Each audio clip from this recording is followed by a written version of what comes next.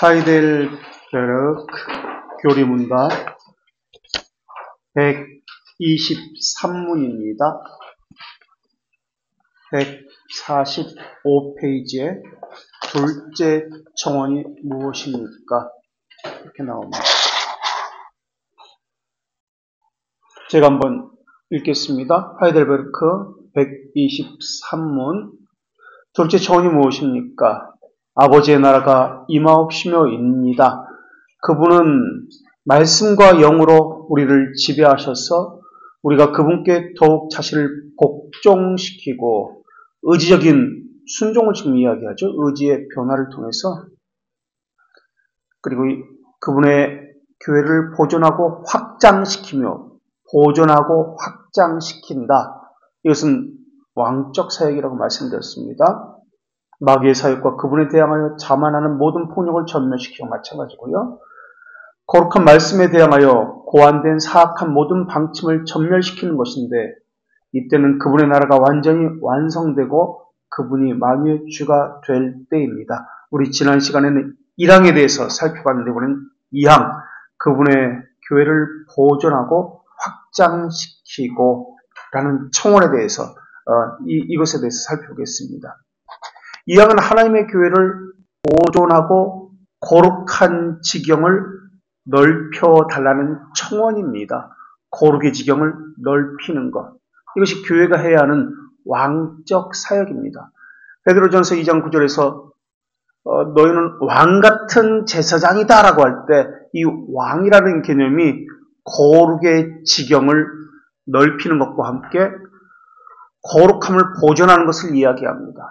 그러니까 외부로부터 거짓, 왜곡, 죽음 이러한 것이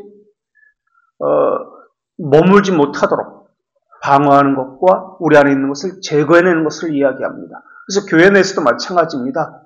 세상의 정신, 왜곡, 거짓, 사망과 관련된 것들이 제거되어져야 합니다. 그것을 해야 하는 것이 우리 신자들의 일입니다.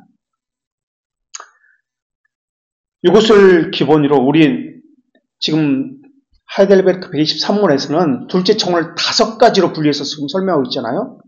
우리 소규류 문답 한번 볼까요? 소규류 문답 102문 321쪽에 있습니다. 이쪽으로 다시 돌아올 겁니다. 321쪽에 소규류 문답 웨스트민스터 소규류 문답 102문 321쪽 소규류 문답 102문 둘째 청원에서 321쪽에 있습니다. 우리는 무엇을 위해서 기도합니까? 주기도문의 두 번째 청원, 나라가 임하옵시며 라는 둘째 청원에서 우리는 첫째, 지금 여기 3가지로 설명되어 있죠. 321쪽에, 그죠? 아까 하이델베르크는 5가지로 둘째 청원을 설명했습니다. 그런데 여기서는 3가지로 설명합니다. 3가지가 사탄의 왕국이 소멸되도록 기도하는 것입니다. 사탄의 왕국이 소멸되도록 기도하는 것.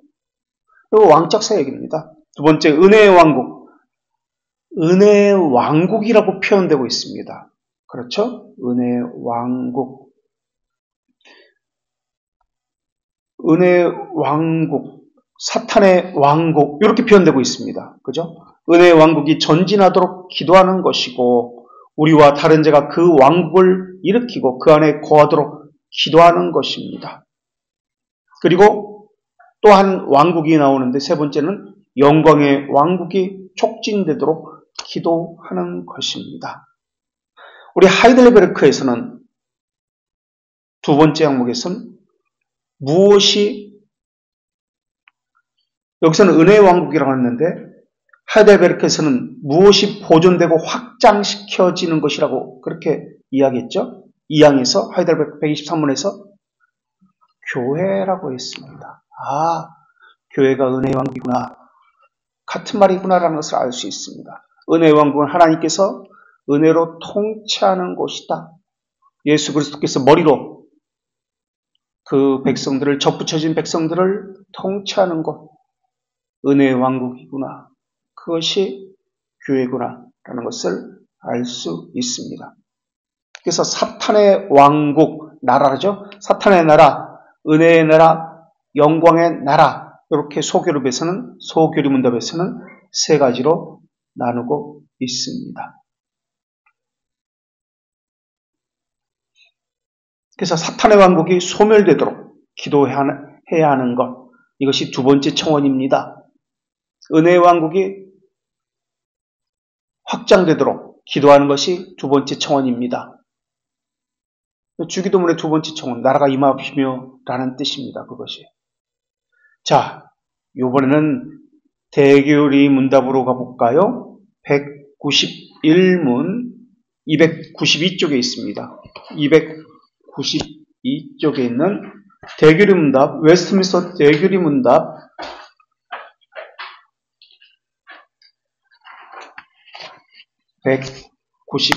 191문. 대교리 문답은 성인들을 위해서 쓴 것이고요. 소교리 문답은 어린이들을 위해서 좀 축소해서 간략하게 쓴 것이 웨스트민스터 소교리 문답입니다. 웨스트민스터 대교리 문답 191문 292쪽에 있습니다. 우리는 둘째 청원에서 무엇을 위해서 기도합니까? 둘째 청원은 나라가 임하옵시며인데 둘째 청원에서 우리 자신과 우리 인류가 본성적으로 죄와 사탄의 통제 아래 있다고 인정하는 것. 이것을 전제로 합니다. 우리는 사탄의 통제 아래에 있습니다. 죄 아래에 있습니다. 타락 이후에는 죄와 사탄의 통제 아래에 있죠. 하나님의 형상이라고 할 때 골로새서 3장 10절과 에베소서 4장 24절에서 뭐라고 말씀하고 있죠? 사람을 하나님의 형상대로 지음을 받았다고 할 때 대표적인 세 가지 것이 하나님에 대한 바른 지시, 하나님에 대해서 바르게 알게 됩니다. 하나님의 형상을 갖춘 사람은, 중생된 사람은 하나님에 대한 바른 지식, 진리를 바르게 알기를 사모합니다. 바른 지식, 골로새서 3장 10절에 그 말씀이 나오죠. 하나님에 대한 바른 지식을 갖길 원합니다. 맹목적으로 믿는 거 아닙니다. 맹신 아니에요. 무지 아니에요. 무지는 사탄이 주는 겁니다. 그래서 하나님을 아는 바른 지식 안에서 에베소서 4장 24절에서는 뭐라고 나오죠? 무엇과 무엇? 거룩과 의.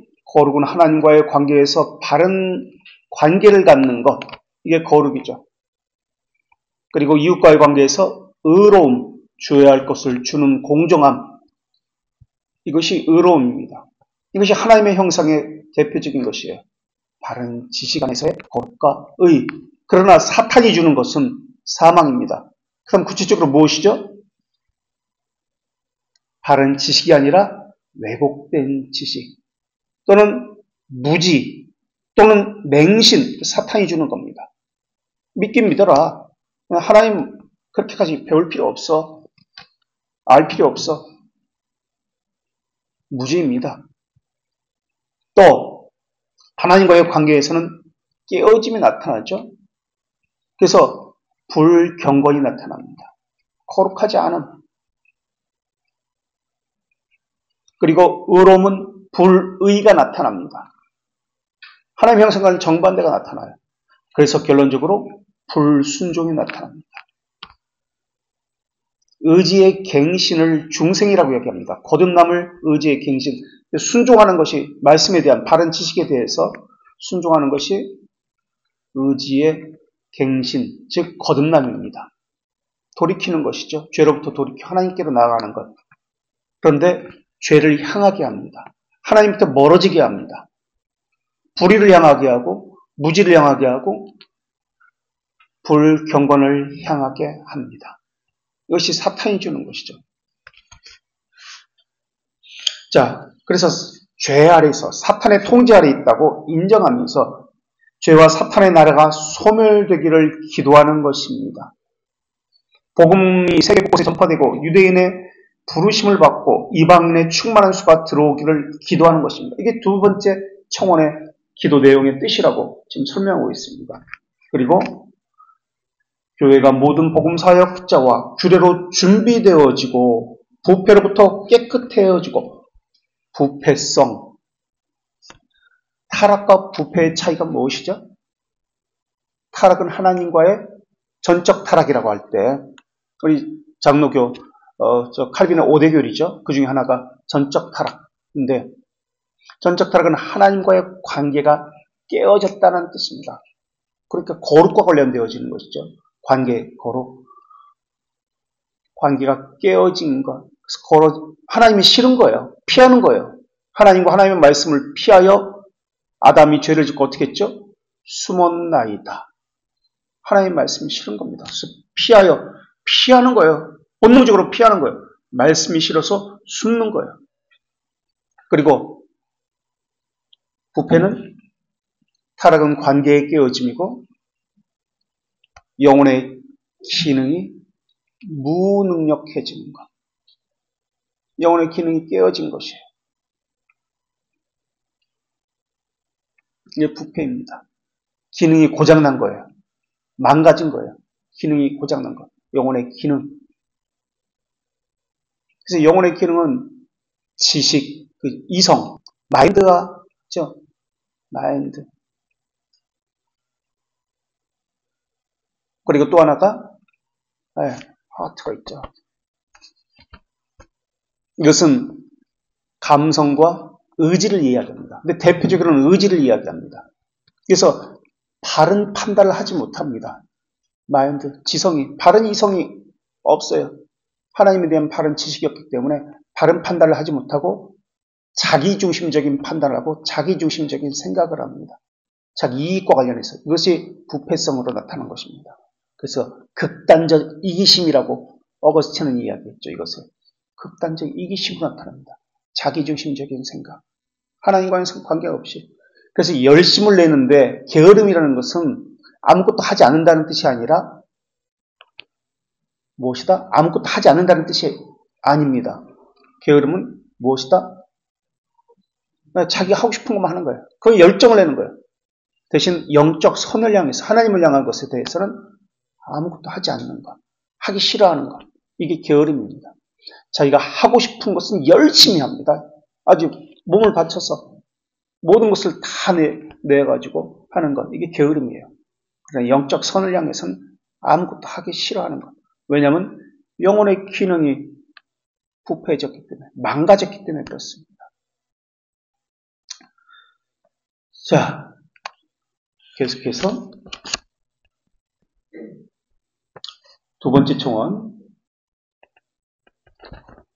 두 번째 보겠습니다. 괄호 1의 두 번째. 교회가 모든 사역, 복음사역자와 규례로 준비되고 부패로부터 깨끗하게 되고 시민 행정관에 의해 지지를 받고 유지되게 기도하고. 그래서 우리 교회는 반드시 국가를 위해서 기도해야 합니다. 하나님께서 세우신 위정자입니다. 내가 싫든 내가 지지하든 지지하지 않든 그것을 떠나서입니다. 그래서 신자가 위정자에 대해서 노골적으로 반대하고 데모하고 이것은 하나님의 섭리를 거스리는 것입니다. 특히 교회가 나서서 데모하고 정책에 대해서 반대하는 것은 하나님의 섭리에 대해서 그것은 노골적으로 대적하는 것입니다. 내가 싫을 수도 있습니다. 내가 지지하지 않을 수도 있습니다. 그럴지라도 하나님의 섭리를 우리는 인정하는 법 배워야 됩니다. 하나님이 세우셨습니다. 그렇기 때문에 우리는 하나님이 세우신 정부를 위해서 기도해야 합니다. 이게 하나님의 명령이에요. 그리고 괄호 2번. 그리하여 그리스도의 규례가 순전하게 실시되고 여전히 죄 가운데 있는 자의 개종이 효과적으로 일어나고 이미 개종된 자를 굳히고 위로하고 세우기를 기도해야 합니다. 그리고 그리스도께서 여기 지상에 있는 우리 심정을 다스리고 왕적 사역, 재림때를 촉진시키고 영원토록 그분과 함께 지배할 것을 기도하고 그분이 온 세상에 권능의 나라를 실행하여 이런 목적에 최상으로 도움되기를 기뻐할 것을 기도하는 것이 나라가 임하옵시며라고 주기도문에서 우리가 하는 의미를 가지고 있습니다. 지금 여기서는 소개르분답에서 이야기했던 사탄의 왕국, 은혜의 왕국, 영광의 왕국이라는 말은 전혀 없습니다. 그러나 사탄의 왕국을 뭘로 표현하고 있죠? 1항에서 어떤 다른 말로 표현되고 있습니다. 사탄의 왕국은 속이름을 내서 짤막하게 표현되고 단어인데 여기서는 1항에서 죄와 사탄의 나라라고 표현되고 있습니다. 사탄의 왕국, 죄와 사탄이 지배하는 나라. 그리고 이것을 하이델베르크에서는 교회라고 표현했습니다. 교회와 대조하고 있습니다. 죄와 사탄의 통제하에 있는 나라 또는 사탄의 나라, 이것과 대조해서 교회다, 은혜의 나라다라고 표현되고 있습니다. 같은 말이에요. 다 이렇게 붙여도 층이 지금 다릅니다. 그런데 하이델베르크는 1563년에 만들어진 것이고 웨스트민스터 이 대교리문은 1647년에 만들어진 것인데 100년의 차이가 나는데 거의. 그런데도 같은 측면에서 계속 이야기하고 있습니다.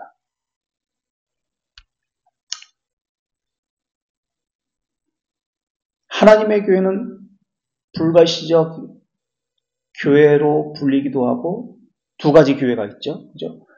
불가시적 교회. 이것을 또 다른 말로 눈에 보이지 않는다고 해서 무형교회라고 이야기합니다. 또 무형교회, 눈에 보이지 않는다고 해서 무형교회, 불가시적 교회, 또 보편적 교회라고도 불립니다. 보편적. 이 단어가 카톨릭이죠. 카톨릭. 카톨릭이란 카톨리카. 라틴어로. 근데 카톨릭. 그래서 우리는 보편적 교회를, 공교회를 믿습니다라고 사도신경에서 고백하죠. 공이라는 뜻이 보편적이라는 뜻이에요. 카톨릭. 근데 그것을 이제 카톨릭이 자기들이 가져가서 이게 바로 우리가 정통교회다, 보편적 교회다, 카톨릭 교회다라고 이야기하죠. 그래서 우리는 그렇지 않다라고 해서 로마 카톨릭 교회라고 로마자를 붙이죠. 그래서 그들을 향해서. 이 무형교회, 보편적 교회, 불가시적 교회는 선택된 전체의 수로 구성되어 있는 나라입니다. 선택된 모든 전체 수로 구성되어 있는 교회입니다. 이 교회의 머리는 예수 그리스도시죠. 그래서 선택된 자는 반드시 참된 교회인 이 무형적 교회로 모입니다. 하나님의 부르심이 있었기 때문에 그들이 모이는 것이죠. 그래서 벨지카에서는 27, 28, 29장이 교회에 대해서 가르치는데 참된 주의 백성은 참된 교회로 반드시 가입합니다. 라고 가르치고 있습니다. 거짓된 교회에 가입하지 않습니다. 그러면서 하나님께서 모으신다는 것과 하나님의 부르심에 응답해서 주의 백성들이 모인다는 두 가지 측면으로 교회를 설명합니다. 그래서 교회를 라틴어로 콩그레가지오, 하나님이 모으심. 그래서 예배도 우리가 이미 배워서 알고 있지만은 하나님의 부르심이 먼저 있습니다. 그리고 이것에 대해서 하나님의 백성들이 나와서 응답하는 것. 이것을 뭐라고 얘기했죠? 라틴어로 보툼이라고 이야기했죠. 네. 그래서 콩그레가지오가 먼저 있습니다. 하나님의 모으심. 여기에 대해서 우리가 함께 모였다라고 해서 코에투스라고 합니다. 코에투스. 우리가 모였다. 그러니까 교회라는 개념은 두 가지예요. 하나는 하나님께서 모으셨다라는 개념. 그리고 또 하나는 우리가 함께 모였다는 개념입니다. 함께 모임. 콩그레가지오, 코에투스. 예배도 그래서 하나님이 먼저 말씀하시고 우리가 이것에 대해서 응답하고 이런 구조로 되어 있습니다. 하나님이 말씀하시고 우리가 응답하고 하나님이 말씀하시고 우리가 응답하고 그래서 주고받고 이게 언약적 관계로 예배의 순서가 구성되어 있습니다. 그래서 예배도 예배의 의미가 무엇인지를 알고 전체 구조가 무엇인지를 알고 예배해야지 예배 역시 마찬가지예요. 맹목적으로 맹신 그냥 사제다. 앞에서 목사님이 그냥 인도하는 대로 따라가고, 이거는 예배가 아니에요. 그것은 뭐다? 사열원이에요. 사열원. 의식에 참여하면 뭐가 나타나는 것처럼 내가 예배 참석했다면 만족하는 것과 같은 거예요. 그런 것이 아닙니다. 예배는 그 의미 하나하나를 알고 그것이 말하고자 하는 의미 가운데 내가 신앙의 고백이 접붙여져서 예를 들어 찬양을 할 때 그 가사 하나에 내 심정이 접붙여져 내 고백으로 나오는 거예요. 기도가 마찬가지예요. 그래서 이게 접붙여진 이 찬양이 하나님께 드려지는 것이지 그냥 노래 가사 말로 이렇게 하는 건 아니에요. 그래서 우리의 책임은 이중적입니다. 첫째, 교회에 대해서 교회 일치를 위해서 우리는 힘써야 합니다. 그래서 구원과 은혜에 관한 하나님께서 주신 방편이 있습니다. 은혜의 수단이라고 하죠. 참된 교회에 주신 구원과 은혜의 수단이 있습니다. 거짓 교회나 세상에는 이것을 주지 않았어요. 그래서 참된 교회는 선명하게 이것이 드러납니다. 성령의 하나가 되게 하신 것을 이것으로 지켜야 합니다.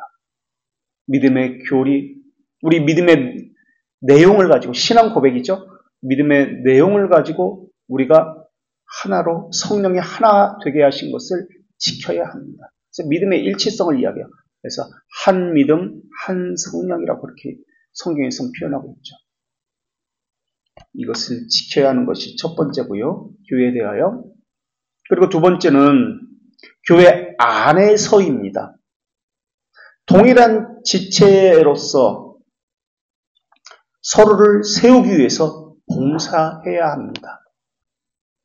아까 첫 번째는 교회 일치를 위해서 믿음의 하나됨을 위해서 애를 써야 한다라고 했고 두 번째는 교회 안에서 서로가 몸의 지체로서 유기적 관계를 가졌다는 그런 개념이죠. 몸의 지체라는 것은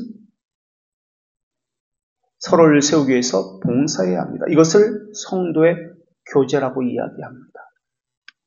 몸을 세우기 위해서 하는 것, 성도의 교제입니다. 성도의 교제는 다른 것이 아니에요. 야외에 가서 먹고 마시고 어디 커피숍 가서 수다 떨고 이거 성도의 교제 아니에요. 레크레이션하고 체육대회하고 성도의 교제 아니에요. 그들을 세우는 것입니다. 거룩한 몸을 세우는 것. 그러니까 권면하고 말씀으로 그들을 권면하고 말씀으로 그들을 바르게 함을 믿음의 일치를 위해서 교리적으로 그들에게 권면하고 충고하고 조언하고 세우는 것이 성도의 교제입니다. 그래서 고린도전서 12장 25절에서는 지체가 서로 같이 하여 믿음을 일치를 하여 서로 돌아보게 하셨으니 라고 말씀하고 있습니다. 그래서 하나님의 규례를 거슬려 행하지 않도록 해야 한다라고 나옵니다. 이러한 이야기가 벨지카 28장에 나옵니다. 벨지카는 우리가 여기서는 찾아보지 않겠습니다.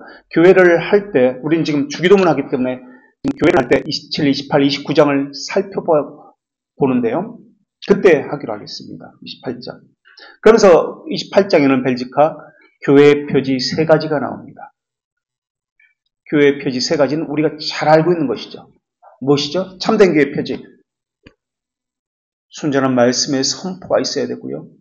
목사만 잘하면 된다는 뜻이 아닙니다. 순전한 말씀의 선포는 그것을 성도들이 순전한 말씀을 가지고 있어야 한다는 뜻입니다. 바르게 들어야 된다는 뜻이에요. 그리고 또 뭐죠? 설교? 네? 바른 성례의 시행. 세례, 성찬인데요. 성례는 나 세례 받았어. 우리 교회 성찬해. 이런 개념 아니에요. 바른 성례의 시행입니다. 그러니까 성례는 언약입니다. 그 안에 숨겨진 표징과 표징된 것이 있습니다. 근데 이것을 안 가르쳐줘요. 그냥 먹고 마시면 끝. 그냥 3달에 한 번씩 또는 2달에 한 번씩 행사처럼 그냥 훅 지나가요. 그것에 대한 의미의 설명도 없어요. 표징과 표징된 것이 있는데 그것은 말하지 않아요. 떡이 말하고자 하는 것이 있고 포도주가 말하는 것이 있습니다. 이것에 대해서 알고 이것에 참여해야 돼요. 그렇지 않은 것을 무슨 논이라고 얘기했죠? 로마 가톨릭 그 어거스틴의 논쟁 가운데 있었던 것이죠. 무슨 논? 사회론이에요. 한국교회는 그렇게 하고 있죠. 아, 내가 예배에 참석했어. 그 의식에 참석했어. 나 세례받았어. 나 주례 선생님은 아주 유명한 훌륭한 목사님이야. 아무개 목사님에게 난 주례받았어. 사람에게 주목하거나 아니면 의식에 행사에 참여했으므로 무엇이 있는 것처럼 이야기합니다. 사회론이에요. 아닙니다. 또 하나는 뭐죠? 참된 교회의 표징 또 하나는 권징의 시행입니다. 기강을 세우는 것이 교회의 질서를 우리가 믿는 바에 따라서 교회 질서가 유지되도록 해야 하는 것입니다. 그래서 왕이신 예수 그리스도께서 머리로서 다스린다는 것이 가시적으로 나타나야 합니다. 이것이 기강의 실행입니다. 교회 질서예요. 하나님은 질서의 하나님이라고 고린도전서 14장 40절에서 그렇게 말씀하고 있습니다. 어지러움의 하나님이 아니요, 무질서의 하나님이 아니요, 질서의 하나님. 그래서 기강이 있어야 합니다. 기강은 예수 그리스도께서 머리로서 하나님의 말씀으로 다스린다는 것을 가시적으로 보이는 겁니다. 이게 참된 교회예요. 그러나 교회에서 기강이 없습니다. 권징이 없어요. 그렇다면 이게 참된 교회의 표지 세 가지인데 설교, 성례, 기강인데 참된 신자의 표지도 있습니다. 이 사람이 신자인지 아닌지, 거짓 신자인지 그리스도인의 표지 세 가지는 무엇일까요? 첫째, 예수 그리스도를 믿는 것, 칭의입니다. 칭의, 칭을 죄들의 용서죠. 믿음으로 의롭다함을 받는 것, 우리 측면에서 얻는 것.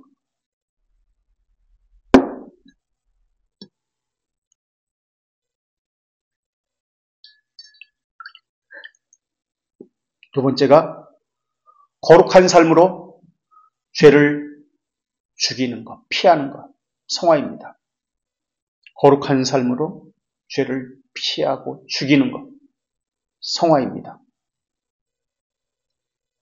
그리스도인의 표지 세 가지, 첫 번째는 칭의, 두 번째는 성화, 거룩한 삶으로 죄를 피하는 것, 죽이는 것, 세 번째는 진리의 견고함을 유지하는 견인을 이야기합니다. 진리의 견고함을 유지하는 것. 견인은 인내하고 참고 기다리는 것을 이야기합니다.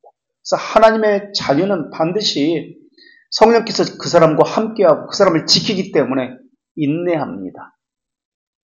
왜냐하면 믿음에는 무엇이 함께이기 때문에? 소망이 함께이기 때문에 소망을 버리지 않습니다. 그래서 인내합니다. 그래서 거룩의 진보를 나타냅니다. 이게 그리스도인의 표지 세 가지입니다. 칭의, 성화, 견인. 이것은 완전을 말하는 것이 아닙니다. 이 땅에서는 완전할 수가 없습니다. 때로는 실패하기도 하고 절망하기도 하고 죄를 짓기도 합니다. 그러나 이것은 마음의 지속적인 갱신과 투쟁을 의미합니다. 믿음의 투쟁이 지속적으로 있습니다. 때로는 절망하고 실패합니다. 넘어지기도 합니다. 그러나 거기서 멈추지 않고 다시 일어나서 믿음의 투쟁이 지속적으로 일어납니다. 이 땅에서는 완전할 수 없기 때문에.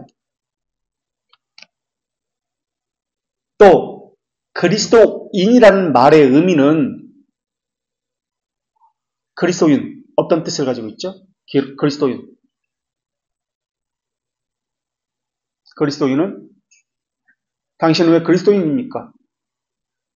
뭐라고 대답하죠? 하이델베르크 52문에서 그리스도인은 기름 부음을 받은 자라는 말의 의미인데 기름 부음을 받았다는 말의 의미는 삼중직을 이야기합니다. 세 가지 직분, 뭐죠? 예수님께서 그 세 가지 직분, 삼중직의 직무를 수행하셨는데 세 가지 직분을 가지고 직무들을 수행하셨는데 선지자직, 제사장직, 왕직입니다. 이것을 우리도 행하게 하나님께서 말씀하신 거죠. 선지자직은 뭐죠? 그리스도의 이름을 바르게 고백하는 것. 선지자직입니다. 바르게 고백하는 것. 그리스도 이름을 바르게 고백하고 전하는 것을 선지자직이라고 이야기하고, 제사장직은요, 자신을 감사의 산 제물로 드리는 것, 자신의 삶을 감사의 산 제물로 드리는 것. 이게 로마서 10장 1절과 2절에서 말씀이죠. 그리고 왕직은 죄와 마귀에 대해서 대항해 싸우는 것. 이 땅에서는 죄와 마귀에 대해서 대항해 싸우는 것이고, 왕직은 또 장차 예수 그리스도와 함께 모든 피조물을 영원토록 다스리는 것. 장차 예수 그리스도와 함께 모든 피조물을 영원토록 다스리는 것. 이게 왕직입니다. 그래서 교회는 이런 참된 교회 표지 세 가지, 그리스도인의 신자의 표지 세 가지, 그리고 신자의 직무 이 세 가지를 통해서 교회가 교회됨을 나타냅니다. 교회가 유지가 됩니다. 이 표지들은 하나님이 주신 규범입니다. 하나님의 나라는 이 표지들이 드러납니다. 신자라면 이 표지들이 드러납니다. 그래서 하나님의 명하신 규범을 따라서 통치가 이루어지는 나라입니다. 이것이 두 번째 청원입니다. 이 교회는 효과적 부르심, 부르심에는 두 가지 부르심이 있죠. 그죠? 하나님께서 우리를 부르셨다. 아까 콩글에 갔지요. 우리를 부르셨다라고 했을 때, 하나님 모으셨다고 했을 때, 부르심에는 두 가지 것이 있습니다. 어떤 부르심이 있죠? 효과적 부르심과 또 하나는 복음적 부르심. 다른 말로 외적 부르심. 이게 복음적 부르심입니다. 그래서 교회 내에는 복음적 부르심을 받은 사람이 있고, 또 한 부류는 내적 부르심. 내적 부르심은 효과적 부르심이라고 합니다.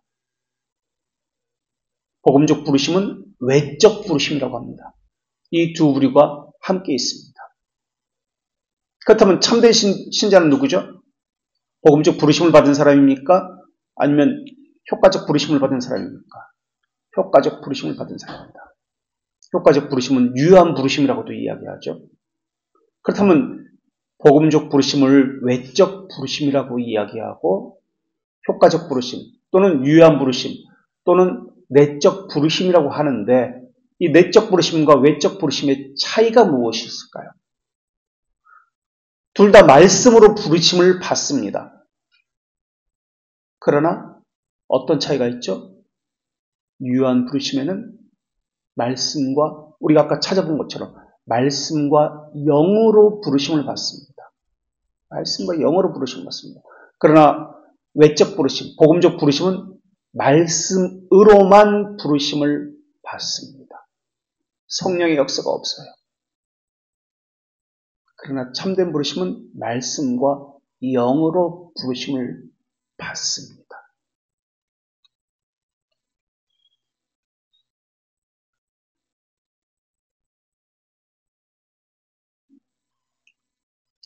그래서 참된 교회는 효과적 또는 유한 부르심으로 받은 자들만 구성되어 있습니다.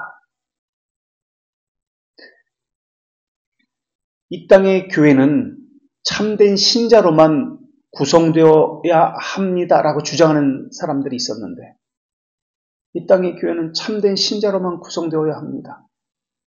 어떤 사람들의 주장이에요? 종교개혁식이에요?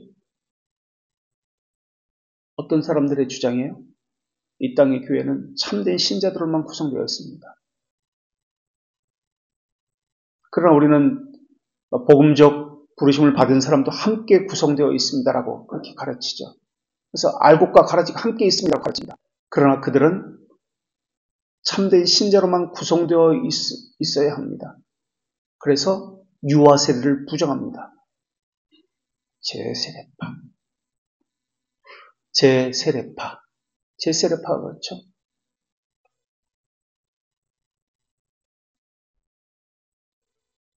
그래서 이 세상의 교회는 불가시적 교회라고 주장할 수가 없습니다. 이 땅의 교회는 알곡과 가라지가 함께 있기 때문에 그렇습니다. 참된 신자와 유기된 자가 함께 섞여 있습니다.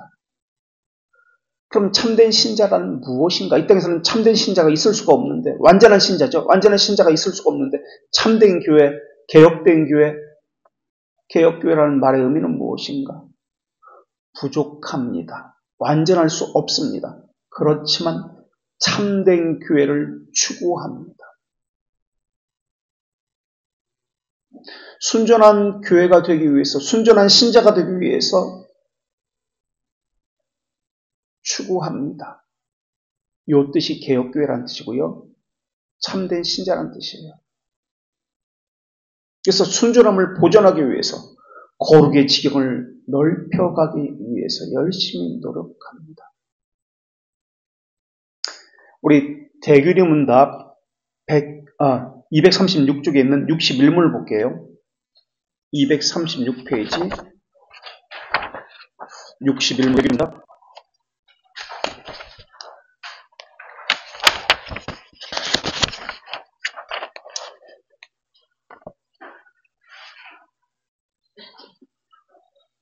236쪽 61문 대규리문답입니다.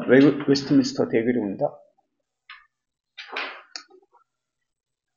복음을 듣고 교회에 거하는 모든 자는 구원을 받습니까? 복음을 듣고 가시적 교회와 불가시적 교회 있는데 가시적 교회, 이 땅에 있는 교회를 이야기합니다.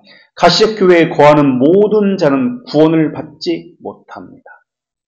모두 구원을 받지 못한대요. 하지만 오직 불가시적 교회, 보이지 않는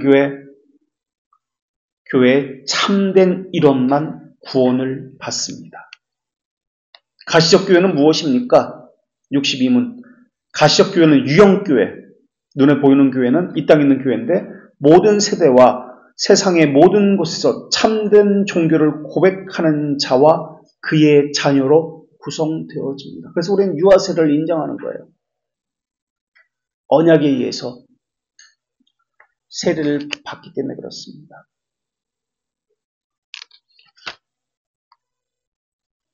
그러나 참된 교회는, 참된 이론은 세 가지 참된 신자의 표지를 가진 사람들이 참된 이론입니다. 이번에는 65번 볼게요. 237쪽.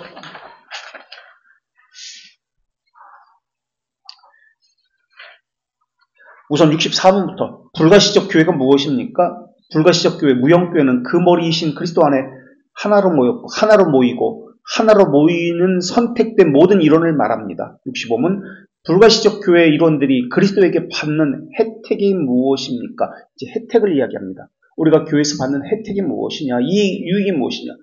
무형교회 일원이 참된 교회라면 이런 혜택을 받습니다. 내가 참된 신자라면 이런 혜택을 받습니다.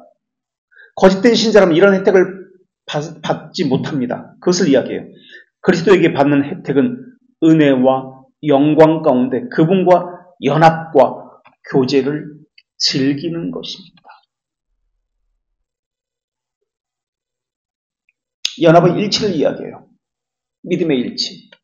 교회에 대해서, 아까 먼저 말씀드렸던 교회에 대해서, 그리고 교회 안에서 그리스도와 또 지체들과 함께 하는 것, 하나됨을 말합니다. 또 교제는 그리스도와 교제도 물론이거니와 지체와의 교제를 또한 이야기합니다. 성도의 교제, 그들을 세워주는 것, 권면하고 조언하고 말씀 가운데 바르게 설 수 있도록, 진리로 돌아올 수 있도록 세워주는 것, 견고히 하는 것, 이게 교제입니다. 이때 교제는 영적인 것만을 이야기하지 않습니다. 물질적인 것 함께 포함합니다. 그래서 교회가 증진된다는 것은 교회의 머리신 예수 그리스도의 명령을 기쁨으로 따르는 교회를 이야기합니다. 그래서 예수 그리스도를 머리로 인정하기 때문에 지체라고 부르는 거예요. 그저 외형적인 교회, 이렇게 예배 참석하기 때문에, 교리 공부하기 때문에 지체라 부르는 거 아닙니다. 이 땅에 있는 교회는 사탄의 교회가 있습니다. 사탄의 왕국이라고 살펴봤잖아요. 이 땅의 교회는 사탄의 교회가 있습니다. 또 은혜의 통치가 있는 하나님의 교회가 있습니다. 사탄의 교회의 백성들은 하나님의 말씀을 거부합니다. 하나님의 영을 거부합니다. 제한된 은혜를 멸시합니다. 예수 그리스도의 머리를 인정하지 않습니다. 이게 이 땅에서의 교회입니다. 자, 이번에 다시 하이델베르크 123문의로 와서요. 145페이지 둘째 청원이 무엇입니까? 세 번째. 지금까지 두 번째 둘째 청원이 무엇입니까? 두 번째, 그분의 교회를 보존하고 확장시키며를 설명했습니다. 145페이지 하이델베르크 123문. 이번엔 세 번째를 말씀드리겠습니다. 사망. 마귀의 사역과 마귀의 사역이 있다는 거예요. 그분에 대하여 자만하는 모든 폭력을 전멸시키고, 이 두 번째 청원, 세 번째 약은 마귀의 소행들, 그리고 예수 그리스도에게 대항해서 자만하는, 교만하는 모든 폭력을 전멸시키고 이기게 해달라는 기도입니다. 우리는 하나님의 나라와 교회의 차이에 대해서 배웠습니다. 하나님의 나라라고 할 때 어떤 의미에서는 교회와 같은 의미로 사용됩니다. 그런데 어떤 의미에서는 하나님의 나라와 교회는 다른 의미로 사용됩니다.